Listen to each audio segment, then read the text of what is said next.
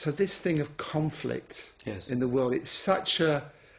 Everything is so polarised these days. Right. So, you know, it's quite inspirational when you talk about the Palestinian women and the Israeli women.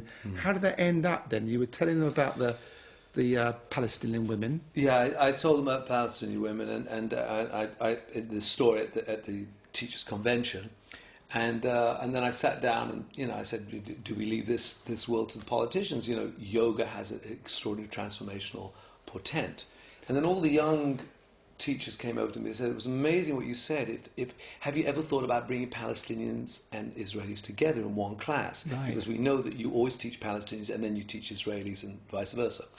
I said, I'd give my life to do that. How can we do that? They said, we'll organize it. So the woman called Advar Rada, she was wonderful. She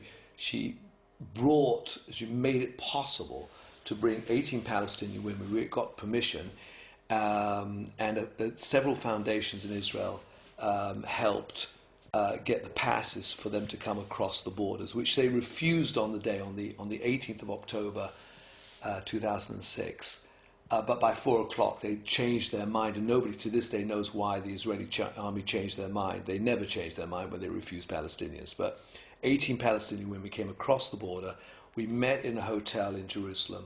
On the way to the hotel, one of the Israeli teachers said to me in the coach, she said, I'm scared stiff about meeting the Palestinians. I said, why? She said, well, I've never met a Palestinian. Huh. She said, they bombed the kibbutz when I was a little girl. They killed many of our people. I said, they're just as nuts and as wonderful as you guys, you know, they're just the same, you know. The next thing was I was at the hotel and I turned around and she's hugging a Palestinian woman. They're both sobbing.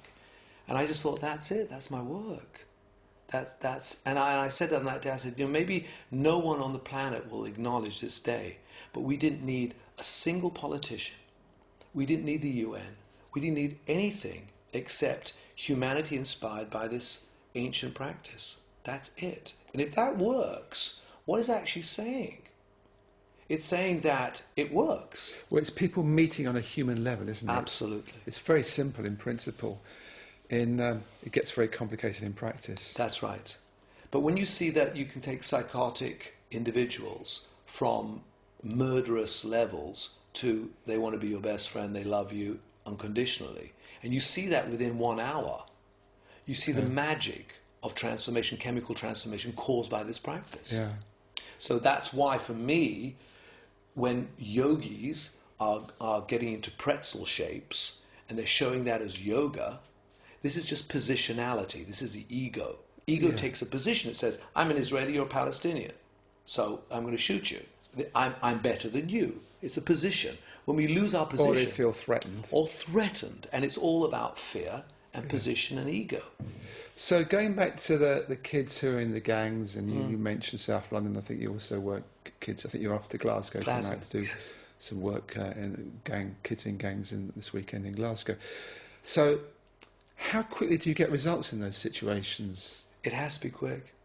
Quick as what, like an hour or 5 a week? minutes. 5 minutes. Really? 5 minutes. I've got to get them in 5. If I don't get them in 5 minutes, they've rejected me. They will reject the process. If you don't engage them quickly, you engage them. I grew up in the theatre. My father was an entertainer, and I grew up and I understood things about entertainment. And entertainment means you're engaging the senses. Forget about celebrity and all that, but you're engaging a human being's senses. When a person is engaged, they forget about time and space and the mind. And suddenly they go beyond themselves and they enter another realm. So this is the area of transformation. Yeah. So 5 minutes. If I don't have them in 5 minutes, it's gone. Yeah. I have to take them in 5 minutes. Yeah. So I have to, that's my work. Yeah. After that, it's easy. Yeah. You know, it comes back to this in a way, it's not more than a theme, it's a fundamental rule, or fundamental law, if you like, that everything is interconnected, everything is one organism, really. That's right. And this whole thing of hostility and divisions and opponents, okay, you can play it out on a human level as a bit of fun, but when you take it seriously and you really think in life that you are a separate individual, trying to build your life in a separate way, and you are in opposition to other people, other situations, it's nonsense, really. Absolutely. And somehow you've found a very practical way of putting this into practice. I put into practice only because I've been against death so many times. I've been so close to it, and I do know that, you know, when it's your time, you're gonna go. There's nothing you can do about it, and if it's not, you're not gonna go. So you might as well quit worrying about it. Yeah. And the part of the practice that I learned from my master Clara was surrender. She said, just let go, darling. She says, just let go and enjoy your life, and it'll happen. There's not much you can do about it, but you might as well enjoy the ride while you're having it. Now, it's an easy theory to talk about. Yeah. The practice is getting yourself into that zone. That's all the practice is for. So for me, it's not about positions. It's not about asana. Asanas are fine. These are the positions of yoga, or pranayama, which is the breathing. It's, am I be able to say, I like who I am? And enjoy what you're doing, which you Totally. obviously do. This is yoga. Yeah. So it has nothing to do with being bendy. Yeah. Or it might include being bendy, perhaps. It might include it. Yeah. That's right. But it's certainly to do with joy. But the amount of people that I work with in teachers' associations across the world who are super bendy and incredibly miserable. I walked into a class in Europe. I won't name the city or the place. And I said, did somebody die? Because they were all so austere, sitting in full Padmasana. And I started to break them up, and I started telling jokes. And they thought I was off my head, except that they started to feel joy. By the time it finished, 3 hours later, it was wonderful. The environment had changed. But I will play the fool till they get the point, because my masters did the same with me. Yeah. Because I was very serious. I was a very serious young man.